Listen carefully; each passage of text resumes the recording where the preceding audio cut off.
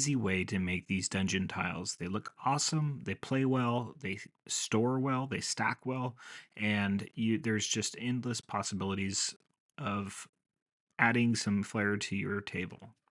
So follow along and create some of your own.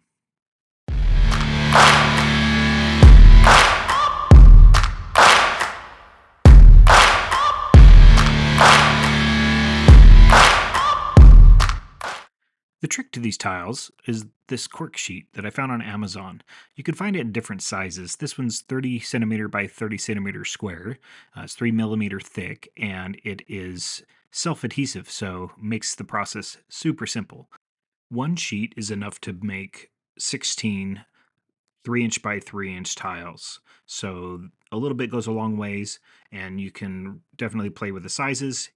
You can also purchase this in a thinner uh, dimension. So the 2 millimeter dimension is probably as thin as you want to go, but that gives you a good thick enough backing to make these tiles really stiff, give it a little bit of weight and heft to them, and they play really well. So I've found if I purchased the 2 millimeter 6-inch by 6-inch, they are about 60% cheaper than the 12-inch by 12-inch 3 millimeter sheets that I'm using in this video, and they play just as well. So, and they're compatible. The difference in size is not great enough to really notice once you have them on the table. So, if you've already made some that are 3 millimeter and you switch to the 2 millimeter and back and forth, it's not going to be super noticeable. The next thing you'll need is a foam board that you can get from your dollar store or any box store that sells any crafting supplies or school supplies. Be sure to peel the paper backing off of both sides of the foam board. Then you'll need a ballpoint pen to score the lines, an X-Acto knife with a sharp blade, or you can use a box cutter or razor blade, and a straight-edged ruler. Now we'll want to adhere the cork sheet to the foam board. And I have a scrap piece here that I've already used part of. And without peeling off the backing, I'm going to just dry fit it to the foam to make sure I have enough material to make this sheet. Once I have it lined up, I'm going to remove or peel back about an inch of the backing. Just going to pull it down like you see here, and carefully I'm going to flip it around because I want the edge that's still covered by the backing to touch the foam first. I want to line it up, make sure that my square is on there, and I do apologize for the camera angle. You can't see it, but I'm lining it up against the edge of the foam sheet.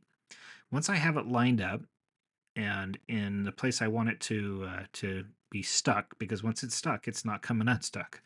Then I press it down just on that edge, and you can peel back the cork and remove the rest of the backing, and it will just plop right into place and have a good clean adhesion. And you'll notice I did leave a little bit of the foam sticking out on one side, and that's because this foam board isn't true on its edges. So the edges aren't completely straight. So I set it in slightly just to make sure that I had enough foam to cover the cork, and then I will trim that up in a later step. Now we just need to cut the square out. And as I mentioned, we need to trim up the edge that was overlapped to account for the edge of the foam board. And now we can move on to drawing our grid pattern. Now, typically our grid pattern would be 1-inch by 1-inch squares, but since these sheets were not exactly 12 inches by 12 inches, they were 30 centimeters by 30 centimeters, that won't give us equal squares or equal sized squares. So what I've instead decided to do is I calculated that I need 2.5 centimeters by 2.5 centimeter squares, and that's close enough to an inch that the naked eye is not going to really notice that, especially when you're playing. The minis still fit really well on it. It gives you that sense of the distance or the size of that area, and it works out great. And you'll notice I've ditched the ruler and I'm just using the measurements that are printed on my cutting mat. That is a quick and dirty way to make these measurements since it already has a 2.5 centimeter grid pattern. So I'm lining that up, and what I'll do is just score on one end a mark on the foam at each of those 2.5 centimeter markings. Then I will flip the sheet around and apply the same measurement markings on each side.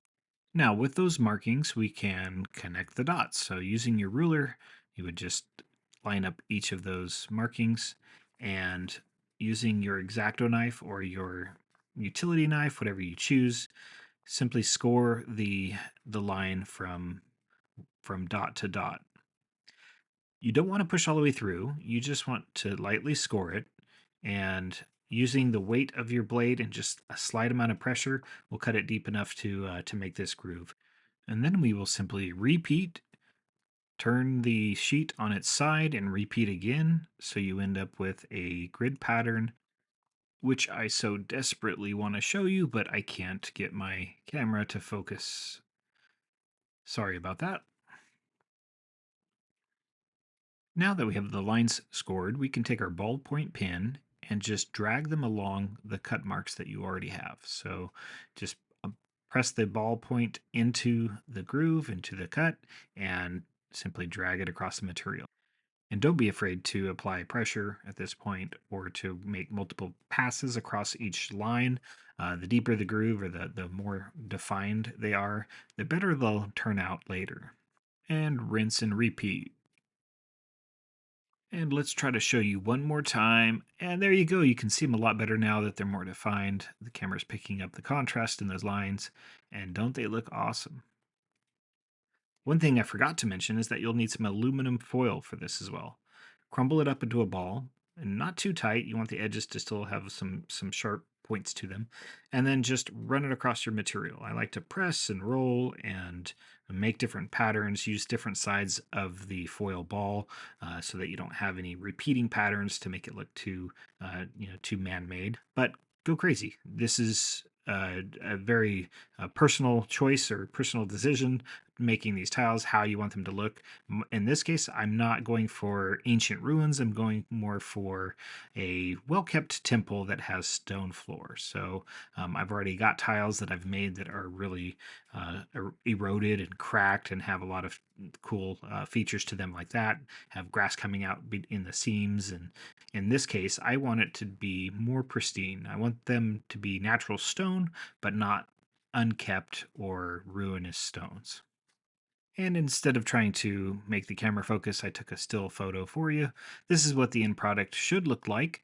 If you wanted to go a little bit deeper and you can cut the edges or make some random cracks, you can do so with a pen. We can take your X-Acto knife and just randomly cut out edges or bits of the stonework. It's up to you. There's a lot of techniques you can find on how to make your ruined stone tiles. Okay, now it's decision time. What kind of tiles do you want? What size or dimension? I'm going to do a few variations here. I found that the 3 by 3 inch tiles are very versatile. They work for a lot of different situations. So I'm going to make some of those. But I also want some more narrow corridors and pathways and things like that. So I'm going to make a few that are 2 by 3 and a few that are 1 by 3. And so you'll see I'm going to take two on the end and cut those out, and one remaining. I'll make those all 3 squares long. And to cut these, again, you don't really need the ruler for this process because you already have those groove lines. You just need to place the blade inside of that and carefully and slowly pull it through.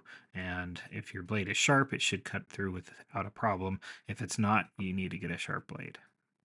I like to make these projects very organic and naturally formed. So I like to stop in the process and test them out to see how they feel and see if it would actually make sense in a game. And I think these are going to be pretty cool. So that is what I'm going to go with. And so I'll cut them into the 3 square lengths. Now it's time to make another decision. Do I want to make more of the 3 by 3 squares or do I want to make other dimensions? So I'm going to sit back and play test it a little bit, see how well it looks when we line up the other tiles that we already have and what those dungeon rooms or those hallways and different passageways would look like. And so what I've decided is that I will make a large sheet that is 6 squares by 9 squares that will give me nice platform to make a room, to make the central battle map of the temple or whatever it is, and then make 6 additional 3 by 3 square tiles. And that gives me enough versatility to make other passageways, other rooms, walls, things like that.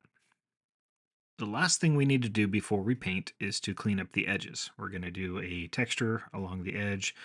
We're also going to take our pen and make sure that all of the stone lines will continue down to the cork so that from the sides they look like real stones sitting on the earth or sitting on some underlayment. Then I'll take the foil ball and texture the edges, making sure I hit every edge on every side. And now we can paint. Well, not quite. We need to seal them first. So I'm going to use this Black Magic base coat, I think is what it's called, from Black Magic Craft, and it's just a mixture of Mod Podge and black paint. And I've thinned it down with a little bit of water, just a very little bit of water to help it flow into the cracks between the individual stone tiles. And then I'm going to apply a generous coat across each of the surfaces. Now, I ended up doing about 2 coats of the Mod Podge mixture. I didn't really need to, but I had some left over, so I went ahead and covered it. But now it's completely dry, and I'm going to do my first highlight. So I'm going to use a dry brush technique. I'm just using this. It's a cheap craft paint pewter gray, and it's what I had on hand. It's not the greatest color, but it turns out pretty cool as a first highlight or a first dry brush. And so I'm just going to go with a very light dry brush and cover the entire surface. I still want black to show through.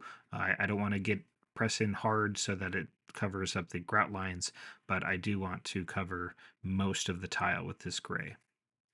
Now with this paint job, I'm going super simple. So I'm just going to do another really light high brush to pick up some really highlights on the stone tiles. So I'm mixing just a plain white with that same pewter gray. I'm going to make it a very bright color gray, a really light color. And then I'm going to do a very light dry brush on it. So covering about 30% of the surface. But I want this one to be very dry and just to pick up those very top highlights. You can, of course, choose to use different colors and do different highlights. I usually like to add browns and greens into my stone to make it more natural, but I wanted these to be a very light stone gray and to be very plain so that I can use them in a lot of different situations. I can dress them up if I need to. After applying that dry brush, I decided to add another even lighter coat and just making sure that I only pick up the very top layers. So I'm using a much whiter, adding more white into the blend and just picking up the edges of the stone and making those pop out a little bit more, but using the same colors, just a more white to gray ratio.